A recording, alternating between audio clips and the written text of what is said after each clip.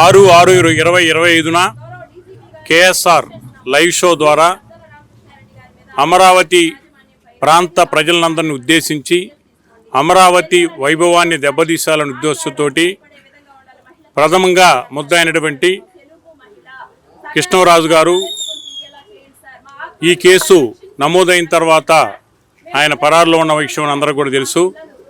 ఆయన ఎక్కడున్నారో పోలీసు వాళ్ళు ఛేదించి అరెస్ట్ చేసి ఈరోజు కోర్టులో ప్రొడ్యూస్ చేయడం జరిగింది. కోర్టు వారు ఆయన్ని 26/6/25 వరకు ఆయన జ్యుడిషియల్ రిమాండ్ చేస్తూ ఆదేశాలు ఇవ్వడం జరిగింది. ఆయన కోర్టు ముందు ప్రొడ్యూస్ చేసినప్పుడు అనేక అంశాల్లో కోర్టు వారు మెటీరియల్ అంతా బేస్ చేసుకొని ఈడియోకు సంబంధించినటువంటి ఏదైతే ఆయన వ్యాఖ్యానాలు చేశారో అవన్నిటిని కూడా దృష్టిలో పెట్టుకొని ఆయన్ని విచారించడం జరిగింది. ఆ సందర్భంలో ఆయనకున్న ఎక్స్పీరియన్స్ 38 సంవత్సరముల ఎక్స్పీరియన్స్ ఉంటే ఏ రోజు కూడా మరి ఆయన మీద ఎందుకు కేసు దాఖలు కాలేదు, మరి ఇప్పుడు ఈ వ్యాఖ్యానాల మీద కేసు దాఖలైందంటే మీరు చేసిన తప్పే, మీ తప్పు వల్లే ఇదంతా కూడా జరిగిందనే అర్థంతో వారిని సూటిగా ప్రశ్నించడం జరిగింది. ఇక్కడ కృష్ణరాజు గారు ఈ కేసు నమోదైన తర్వాత కూడా వేరే ప్రాంతం నుంచి ఇక్కడి నుంచి పారిపోయి మళ్ళీ వీడియోలు చేసి అతన్ని చేసిన వ్యాఖ్యానాలను సమర్థించుకుంటూ సాక్షి మీడియాలో వచ్చినటువంటి ప్రచారాన్ని కూడా సమర్థిస్తూ మళ్ళీ కూడా అమరావతికి సంబంధించినటువంటి మహిళను ఉద్దేశపూర్వకంగా అనుచిత వ్యాఖ్యానాలు చేయడమే కాకుండా దాని వెనక ఎవరున్నారు, ఎందుకు చెబుతున్నామంటే 38 సంవత్సరంలో అతను ఎక్కడ ఎన్నో డిబేట్లో పాల్గొని ఎక్కడా లేరు అంటే ఒక సాక్షి మీడియాలో పాల్గొని ఈదో వ్యాఖ్యానాలు చేయడం వల్ల దీని వెనక ఎవరున్నారనేది క్లియర్గా కూడా మనకు అర్థమవుతుంది. దానికి ఉదాహరణ చెప్తా.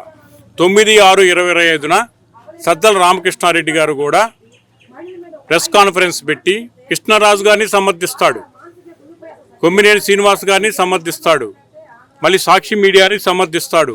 సమర్థించటమే కాకుండా ఈ నిరసనలు వ్యక్తం చేసేటువంటి ఎవరైతే ఈ వ్యాఖ్యానాలు జీర్ణించుకోలేని స్థితిలో బాధలో ఉండి నిరసన వ్యక్తం చేస్తున్నారో, ఆంధ్ర రాష్ట్ర పలు ప్రాంతాల నుంచి అమరావతి ప్రాంతం నుంచి చేస్తున్నారో వాళ్ళందరిని ఉద్దేశించి కూడా వీళ్ళు పిశాచులు, రాక్షసులు, వాటికి పుట్టిన సంకర జాతి, ఈ తెగకు సంబంధించిన వ్యక్తులే ఇటువంటి నిరసనలు వ్యక్తం చేస్తారని అదే సాక్షి మీడియా ద్వారా మళ్ళీ ప్రసారం చేయటం. దాంతోపాటు సాక్షి మీడియా దాన్ని మళ్ళీ, ఎందుకంటే సాక్షి మీడియా చేసిన తప్పునే కేసులో ముద్దాయిగా ఉండి వాళ్ళ వ్యాఖ్యానాలనే కోర్టు నమ్మి వాళ్ళని రిమాండ్ చేసిన తర్వాత కూడా ఈదోనటువంటి వ్యాఖ్యానాలు చేయటం సద్దల రామకృష్ణారెడ్డి కూడా ఒక ఆర్గనైజ్డ్ క్రైమ్గా కూడా దీన్ని భావించాల్సిన పరిస్థితి ఉంది. ఎందుకంటే సద్దల రామకృష్ణారెడ్డి గారు అధికారంలో ఉన్నప్పుడు వాళ్ళకి సంబంధించినటువంటి నాయకులందరూ కూడా స్క్రిప్ట్ తయారు చేసి బూతులు తిట్టమని, లేకపోతే లేనిపోని ఇష్టజమ్మం అని చెప్పి రాజధాని అంశంలో కానీ మిగతా అంశంలో అతనే మా వెనక చేపించాడు అని చెప్పేసి కూడా నాయకులందరూ కూడా బయటకు వచ్చిన వైసీపీ నాయకులందరూ కూడా చూడడం జరిగింది.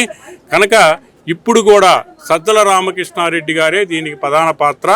దాన్ని వెనుకున్నటువంటి జగన్మోహన్ రెడ్డి గారు, వేదికగా చేసుకున్నటువంటి సాక్షి మీడియా, అట్లాగే యాంకరు, ప్యానలిస్టులు ఉన్నారు కనుక ఇదంతా ఒక ఆర్గనైజ్డ్గా కామన్ డిజైన్గా చేస్తున్నారు కనుక సద్దల గారి మీద కూడా కేసు దాఖలు కాబోతుంది.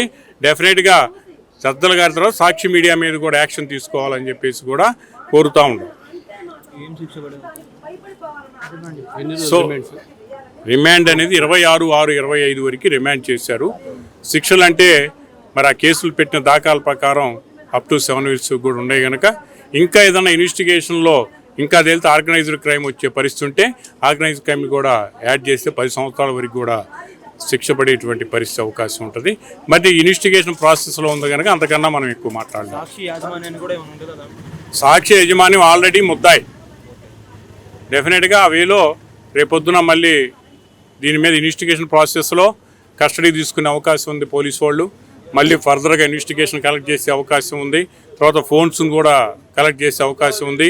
అట్లాగే ల్యాప్టాప్లకు సంబంధించిన అన్ని అంశాలను కూడా చూసి పరిశీలించి కలెక్ట్ చేసే అవకాశాలు ఉంటాయి కనుక ఇవన్నీ పరిశీలించిన తర్వాత పోలీసు వారు ఇచ్చే కంక్లూజన్ అనేది ఏ విధంగా చూడాలి. Thank you.